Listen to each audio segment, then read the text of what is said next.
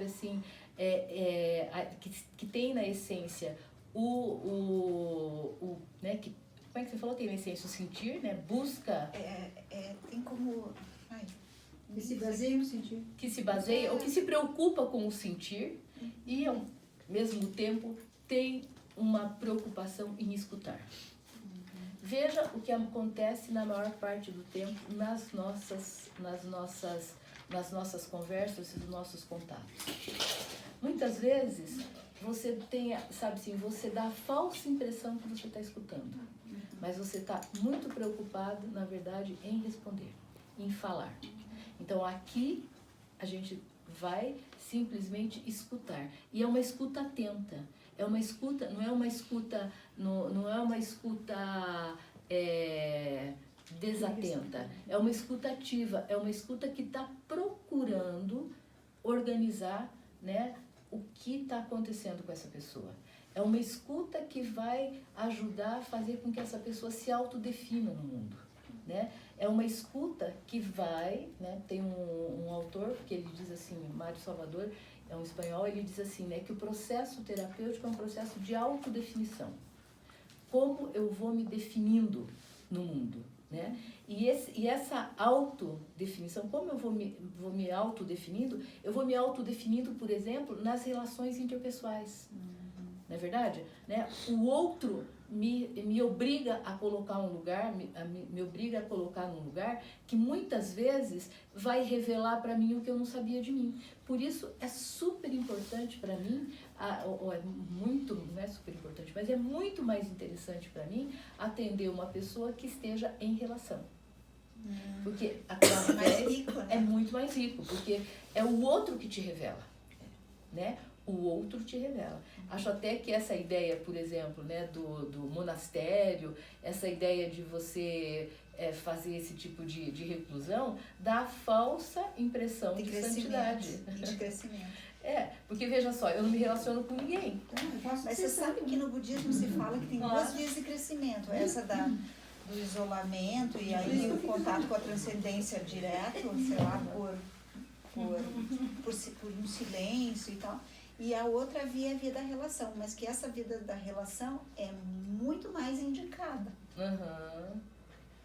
Sim, porque veja quanta coisa o outro me revela, né? Então, de alguma maneira, também na relação terapêutica, o que a gente vai buscar? A gente vai buscar, né, uma definição que não é exatamente aquela que foi vivida durante tanto tempo, né? Se eu trago para a vida a ideia de que eu sou uma incapaz, né? E quando você começa a ouvir a pessoa, você se dá conta, né, de como assim, no que ela é incapaz. Talvez ela tenha sido considerada por aquele núcleo incapaz porque ela não serviu aos objetivos daquele grupo familiar.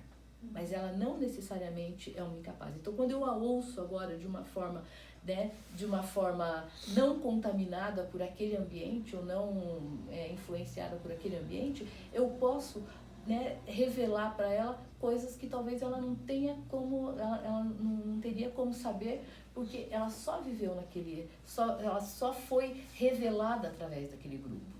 É um olhar limpo, é um olhar novo, né? É um olhar, pelo menos um olhar não influenciado, né, por aquilo que já foi o vivido, né? Por isso que quanto mais a gente, como terapeuta, tem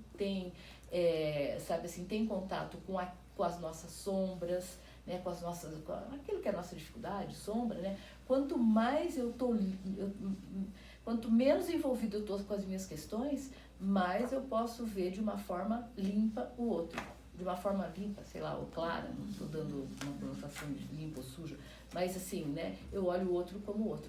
Então, é bem importante a gente ter isso, que mais do que qualquer técnica, tá, a Gestalt propõe uma relação terapêutica que é fantástica no sentido de uma escuta e de uma presença, sabe assim, de uma presença atenciosa, de uma presença plena, né? É como se você oferecesse para a pessoa, né,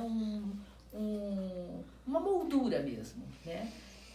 aonde ela vai, de alguma forma, colocando aquilo que cabe nessa moldura. Quando você, através dessa escuta, que não é uma escuta, e a gente vai ver isso depois rapidamente, a escuta da Gestalt é uma escuta do principiante.